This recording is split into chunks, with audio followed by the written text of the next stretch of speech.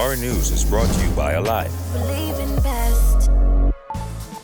Ahead on our news tonight, more than 1,000 jobs to be added to Grand Bahamas economy over the next 2 years. Plus, nearly $30 million is allocated for healthcare facilities on Family Islands. And later, the former Prime Minister calls mid-year budget communication the worst ever.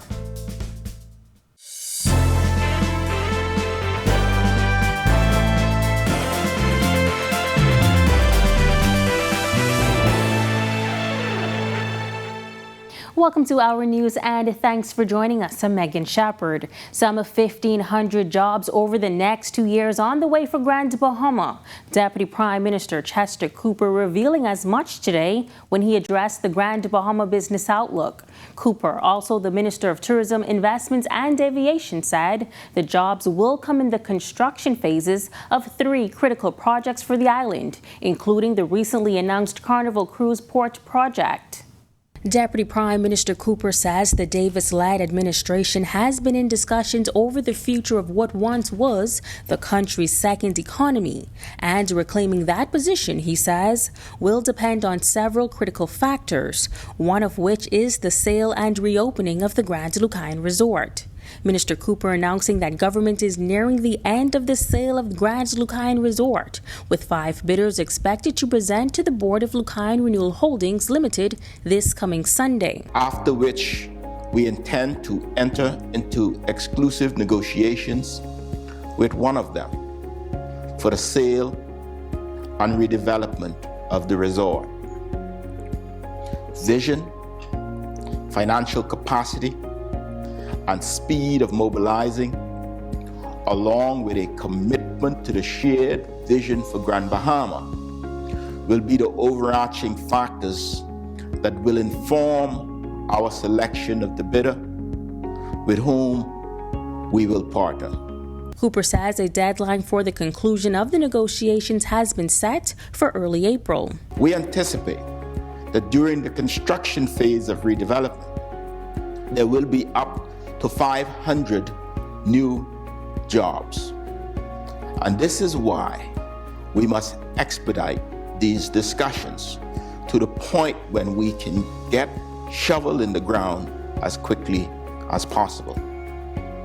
We anticipate that once the sale closes quickly, a redeveloped Grand Lucayan would come fully on stream by 2024. However, we anticipate that the property could see some aspects open even before that. He adds that in order for Grand Bahamians to take advantage of a redeveloped resort and other significant projects, a world-class airport is key. That the request for proposals for offers to design, build, finance, and manage the Grand Bahama International Airport will begin on March 28th. We are looking for an investor, a partner, who will participate in a PPP to create a world-class airport. The Deputy Prime Minister encouraging all Bahamian groups that have expressed interest to actively engage in this process.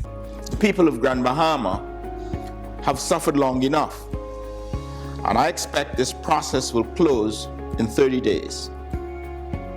Again, we expect that there will be up to 500 new jobs during the construction phase. And this is why we must expedite this process to get shovel in the ground. $29 million in infrastructure works for Family Islands announced today in Parliament. Health Minister Dr. Michael Darville telling parliamentarians in his mid-year budget debate contribution that nearly a dozen new facilities will be constructed on several Family Islands, with nearly 24 others to be renovated. I'm pleased to say that we're making steady progress to put shovel in the ground for the construction of 10. I won't say it again. 10 new clinics across the Family Islands, with the long-awaited renovation of 17 clinics in our archipelago at a cost of $29.5 million. Dr. Darville says the COVID-19 pandemic put a spotlight on why healthcare facilities on the Family Islands need major upgrades. When it comes to the pandemic, he says the country is headed in the right direction. He touted what he termed the success of the free COVID-19 testing program. Our COVID-19 free testing initiative began as a pilot program in October 2021 in Inagua, our most southern island. And since then, we have expanded our program to areas nationwide with more than 34,000 tests completed across our country at a cost just over $500,000. And one day after Prime Minister Philip Brave Davis questioned contracts issued by the Bahamas Public Parks and Public Beaches Authority, former chairman Shannon Don Cartwright today suggested that higher authorities played a part in over-budgeting at the authority. Jasmine Brown reports. Cartwright was again on the defense this morning as he sought to further clear the record about his reputation and his time at the Beaches and Parks Authority.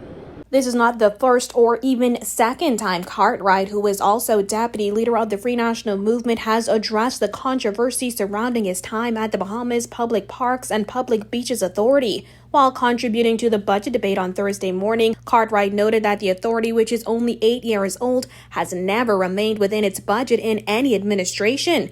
A fact he says was even pointed out by current Works Minister and Fort Charlotte MP Alfred Sayers. From its inception from year one to date, the authority has never stayed within budget. Secondly, on the decision to exceed the budgeted amount in the 2021-2022 budget, and as I had stated, I made no unilateral decision, and as the honourable member stated in this honourable House, and I quote, "I know the member for St. Barnabas has been put in a difficult spot, but for those of us who know how government runs, it could not be you alone, sir." Cartwright went on to insist Sayers was also correct when he previously stated that Cartwright had been placed in a difficult position. In addition, the honourable member for Charlotte said, "The honourable member for St. Barnabas has taken a blow beyond his authority." Okay, so I quoted you right.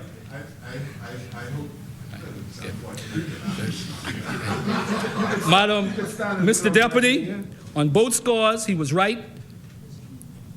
I got instructions and directives from higher authorities, and I will leave that right there. The authority and Cartwright have come under scrutiny in recent months over pre-election contracts and consistent overspending in the millions of dollars between 2019 and 2021. In the House of Assembly on Wednesday, Prime Minister Philip Brave Davis said the authority awarded contracts to people with no equipment and no employees. Davis has repeatedly accused the Minutes administration of using the entity as a slush fund. I deny any suggestions that I participated in any willful wrongdoing or knew of any wrongdoing.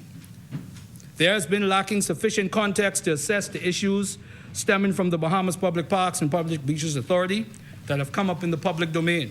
In addition to defending his tenure at Beaches and Parks, Cartwright also called on the Davis administration to place its focus in helping Bahamians struggling with the increasing cost of living. Reporting for our News, I'm Jasmine Brown. Meantime, former Prime Minister Dr. Hubert Minnis wasted no time in his contribution to the mid-year budget last evening, calling the Prime Minister's budget communication the worst one ever. Berthany McDermott reports. The mid-year budget I will adopt. The mid-year budget statement by the Prime Minister was the worst and most empty such statements ever given by a Minister of Finance since the inception of the mid-year statement. The former F&M leader didn't stop there. He said Prime Minister Philip Davis's budget statement lacked the vision to transform the country's ailing economy and assist hurting Bahamians. According to Dr. Minnis, since taking office, the Davis-led government only implemented policies that created economic hardship for Bahamians and accused them of being heartless. But he attacked the food program, feeding the vulnerable and the hungry, after his government puts a 10% hike to VAT on bread basket items for those very same people. The Prime Minister and the PLP High Command have little feeling or heart for the mass of Bahamians, especially working families. During his contribution to the mid-year budget debate, Dr. Minnis referenced the Nassau Guardian editorial that spoke to the government's performance thus far. But as he referenced those comments, Works Minister Alfred Sears rose multiple times on a point of order, requesting the comments either be withdrawn or struck from the record. They were eventually struck from the record, but Dr. Minnis continued the blistering attack and questioned the government's plan in the wake of Hurricane Dorian and COVID-19. Mr. Speaker, we are in difficult times. We are still in a pandemic. The peoples of Abaco and Grand Bahama are still recovering from a historic hurricane. Russia unjustly invaded Ukraine 3 weeks ago, causing major shocks to the global economy. The Bahamas needs good leadership to navigate us through these challenges.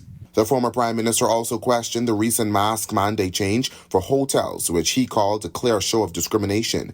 He said it appears the New Day government has no real solution to combat the country's challenges. When the now government was in opposition, they claimed to have many answers. Now in office, the government appears to not have a clue as to how to boost the vaccination rate. The well-being of our economy is at stake. The well-being of our people is at stake. Reporting for Our News, I'm Berthany McDermott. Meanwhile, former Prime Minister Perry Christie mincing no words about former Prime Minister Dr. Hubert Minnis in an interview today following a book presentation by former Prime Minister Hubert Ingram. Christie telling reporters that he believes the former F&M leader is trying to remain relevant. The challenge for him is he wants to remain relevant at a time when his party has a new leader. And obviously, that's going to be a major challenge for him. It's going to be a major challenge for Mr. Pintar, because Dr. Minnis is not going to be easy in his posturing in Parliament. He's going to, and this is an evidence of it, his saying what he said was to attract attention, to attract it in the most graphic way, and to beat himself up. He also shared that he still believes that one of Minnis's biggest mistakes was not allowing him and former Prime Minister Hubert Ingram to assist with Hurricane Dorian recovery efforts in Abaco.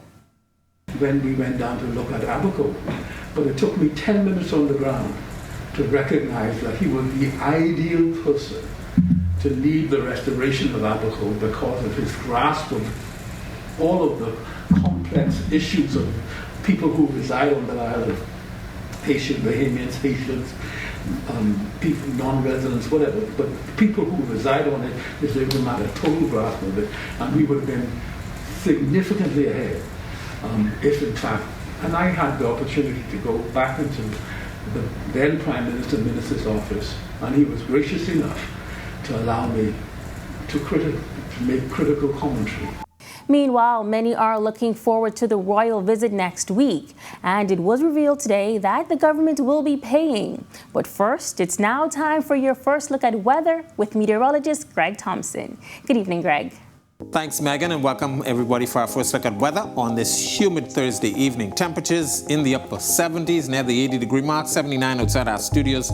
With just a few clouds, we had some earlier showers, and it's keeping things rather humid out there. East-southeast winds at 7 miles per hour, and your feels-like temperature very warm, 82 degrees. Satellite view, ridge of high pressure across most of the islands, but we do have that weak frontal boundary clipping the northwest Bahamas with some showers and isolated thunderstorms earlier today. That frontal boundary will continue to push towards the east, and we will continue to experience some very humid conditions throughout the remainder of the night. That is your first look at weather. Your extended forecast is still to come. Still to come on our news, taxpayers to foot the bill for the upcoming royal visit. And later, former Prime Minister Hubert Ingram continuing his book tour. His latest stop when we come back.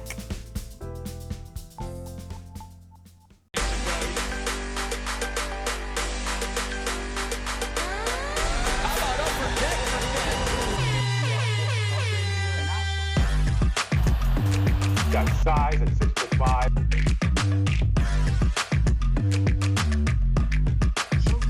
Hi, this is Shamik.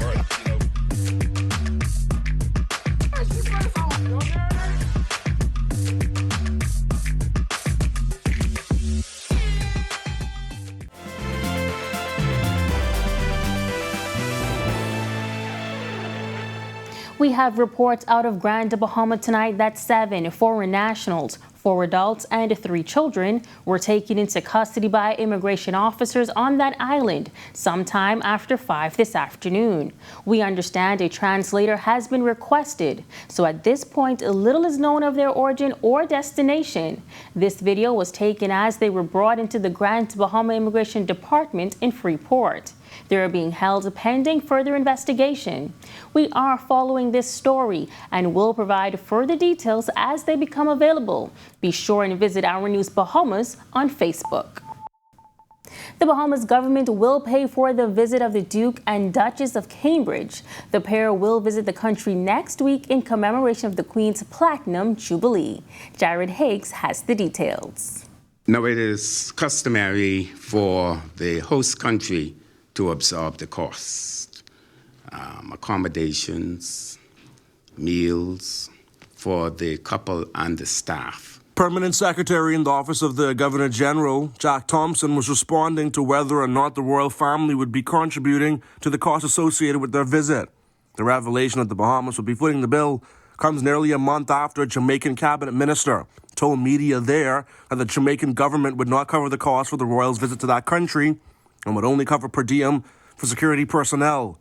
While we know that we're paying for the visit, OPM Press Secretary Clinton Watson couldn't say how much it will cost. I asked as well, and they're still waiting on a number of figures to come in, and so they don't have that figure for us. I wanted that figure today. They're still waiting on some other figures to come in before they can give that. Ambassador to CARICOM, Leslie Miller-Bryce, and Permanent Secretary Thompson are coordinating the visit.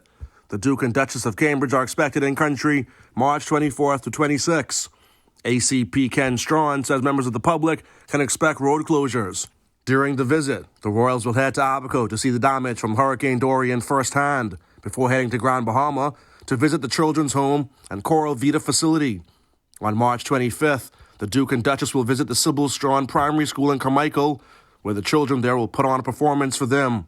There's also a regatta planned. You may not believe it, but they're going to compete against each other. The Duke and her in his vessel, she'll be in her sloop, and they're going at it. This is really spectacular. Some social media users criticize the fact that government is paying for the trip. One Twitter user asked, "They can't afford it?" referring to the royal family. Another wrote, "Why? They should be paying the bill and leaving a hefty tip." But Thompson says the country will roll out the red carpet and the couple will be given all the courtesies. Let me tell you, the Bahamian people will not be disappointed. And the Duke and Duchess will leave you with a wow. A wow. Reporting for Our News, I'm Jared Higgs. It's now time for tonight's Financial Market Minute, brought to you by RF, your local investment bank.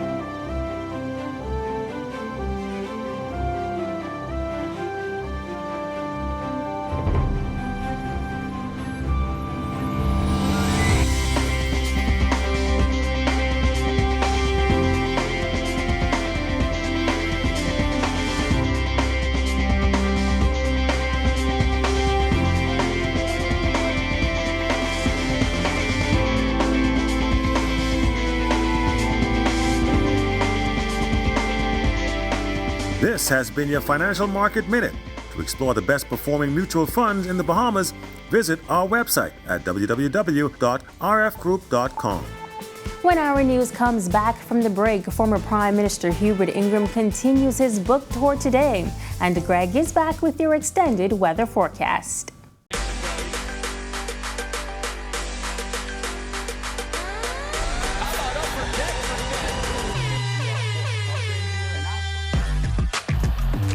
Got size at 6'5".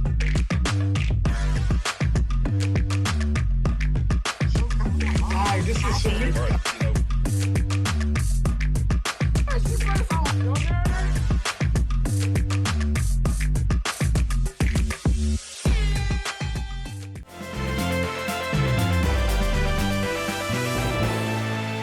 This is Our News. Welcome back. Former Prime Minister Hubert Ingram continuing his book tour today, this time presenting a copy of his book to his Free National Movement colleagues and another former Prime Minister. Our Sasha Lightborn has the story. Hubert Ingram presenting his book, I Say What I Mean and I Mean What I Say, to former F&M leader and former Prime Minister Dr. Hubert Minnis, as well as F&M Chairman Dr. Dwayne Sands. He admonished both men to read it as it contains critical F&M history, as well as history of the country. It's a very valuable book, I think, for the party to see the extent to which we have delivered on all the commitments we made, and what are the outstanding matters that we still have to achieve as a party. The book starts actually in the 70s, my entire 35 years in public life plus. So I think that students and others in society would like to be informed. They'll find much information in that book. The former prime ministers were also asked about the status of their relationship. Dr. Minnis responded this way. We've always had an excellent relationship. We still have a relationship. We disagree on many things, and we fight on many things. But we have always, as friends, learned to agree to disagree and move on. And that's the most important thing. You must learn to agree to disagree. Later in the afternoon, Ingram delivered a copy to former Prime Minister Perry Christie. It's a wonderful thing you've done. God knows how long we're going to be on this earth. But the fact that you are now taking steps to record your story forever and forever and forever, future generations of Bahamians will have something to refer to. And when they ask the question, who was Hubert Ingram, they will have more than enough to answer the question. It was an extraordinary achievement. And he and I have had major differences over the years, but we never allowed those differences to go to the root of our relationship, and where there was always respect. Mr. Ingram said the official launch of his book will take place on April 7th at the Balmoral Club. Reporting for our news, I'm Sasha Lightbourne. The extended weather forecast is still to come when our news returns.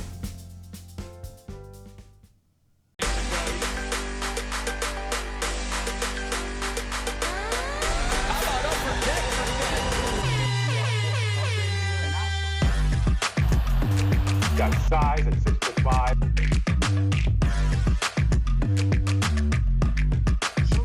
Hi, this is Shamika.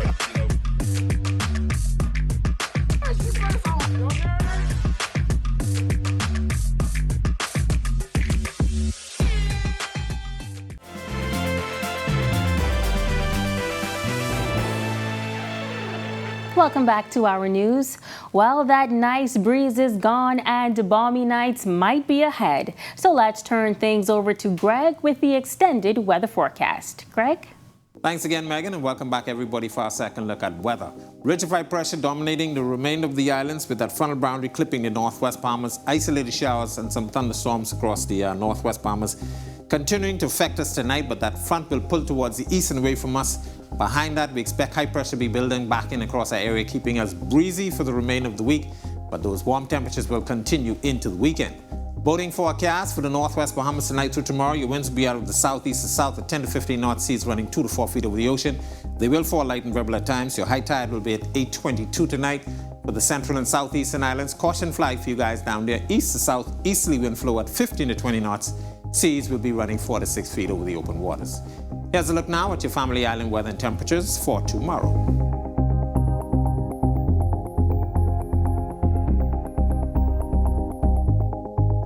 I'll look now at your extended forecast through next Thursday.